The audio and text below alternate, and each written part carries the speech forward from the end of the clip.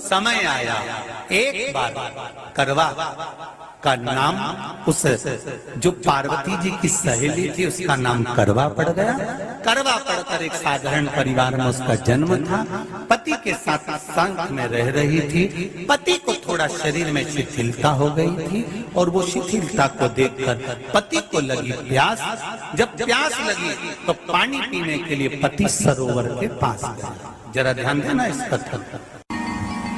पति गया सरोवर के पास में। कई लोग करवा चौथ की बहुत हंसी उड़ाते हैं, माताओं की बड़ी हंसी उड़ाते हैं। उनसे निवेदन है मेरा, हमारे सनातन धर्म के जितने व्रत हैं, हमारे सनातन धर्म के इस भारत की भूमि से जितने नियम धर्म जितने निकले हैं, जितने व्रत निकले हैं, साधना निकली है, ये साधारण नहीं है। इसलिए बार बार कहते हैं चंदन है इस देश की माटी, तपोभूमि हर ग्राम है, हर बाला देवी की प्रतिमा, बच्चा बच्चा राम है। कोई साधारण नहीं है, कोई अब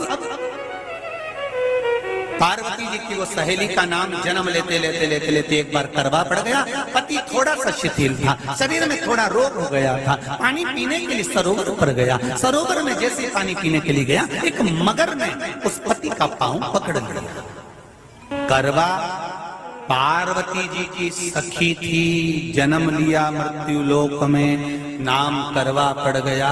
करवा चतुर्थी का व्रत करने से अखंड सौभाग्य हो जाता है। मात्र पार्वती जी की सहेली का व्रत। करवा गई, करवा ने देखा कि मेरे पति का पांव मगर ने पकड़ रखा है, और करवा शिव की उपासक थी। करवा शंकर के उपासक, और शंकर भगवान से ज्यादा करवा माता पार्वती जी की उपासक थी, क्योंकि पार्वती जी की सहेली थी।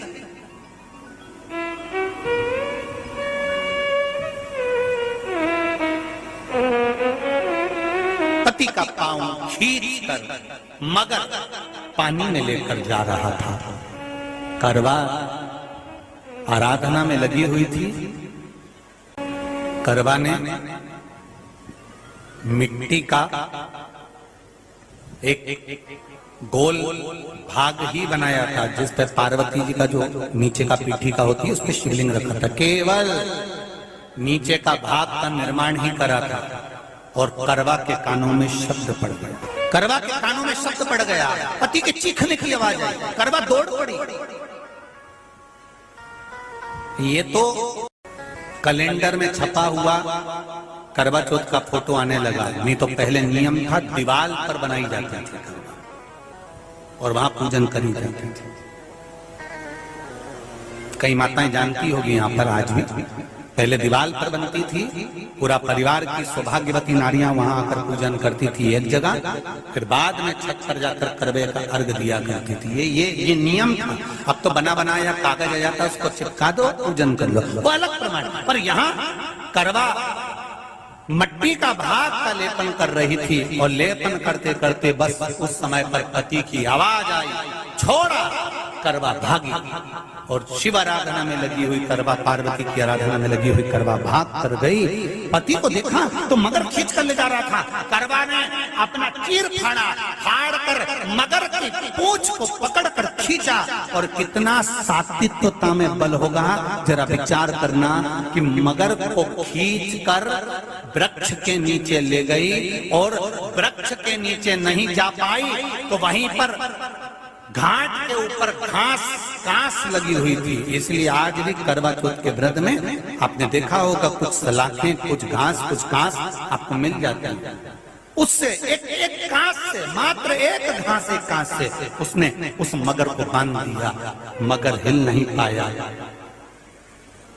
यम के दूत आ गए इसके पति को मौत के ग्रास ले जाने के लिए।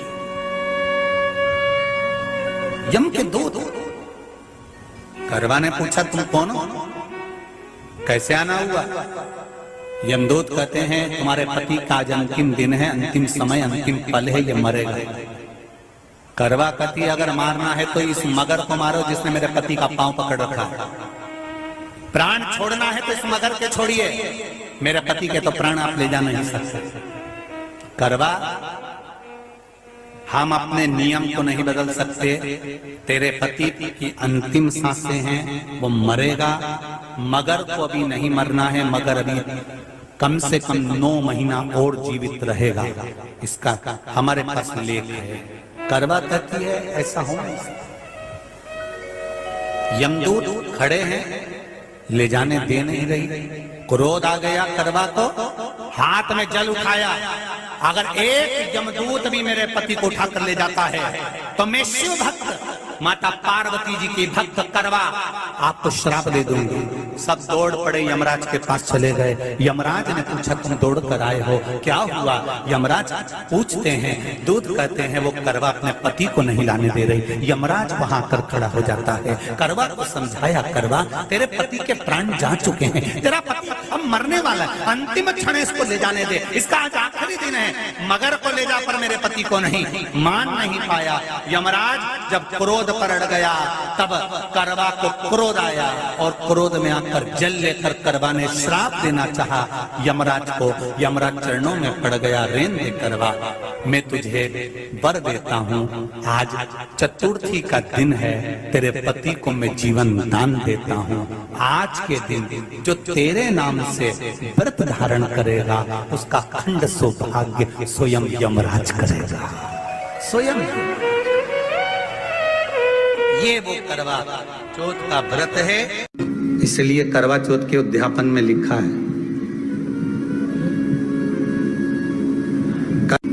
उसका जब उद्यापन होता है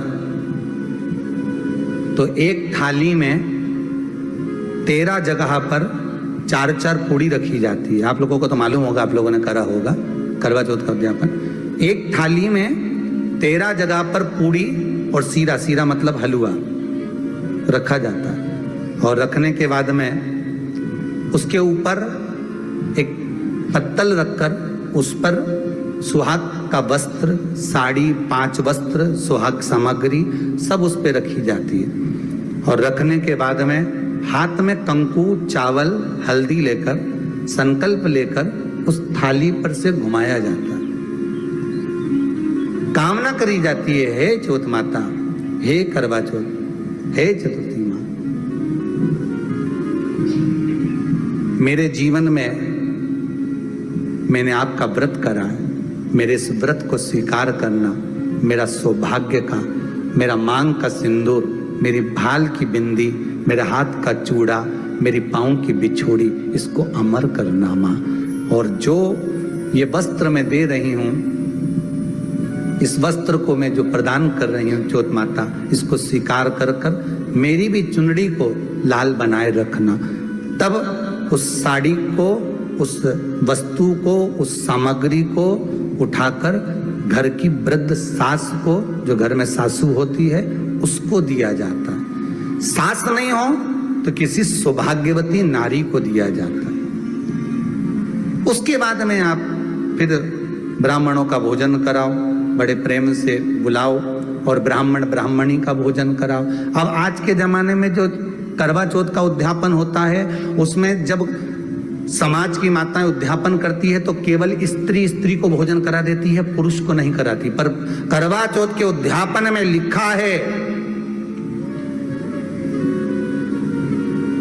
कि ब्राह्मण का भोजन होना चाहिए, उसके साथ सौभाग्यवती नारी आए, उसकी पत्नी। पर अपन ने तो सोचा कि चौथ माता का उद्यापन है तो केवल स्त्री को खिला दो, उद्यापन का पूर्ण फल मिल जाएगा। नहीं, उसका सुख नहीं और देने का भी फल है महाराज। करवा चौथ का उद्यापन करो तो भोजन करने उसको बुलाओ जो अपने घर का हो, उसको उद्यापन में नहीं गिनो।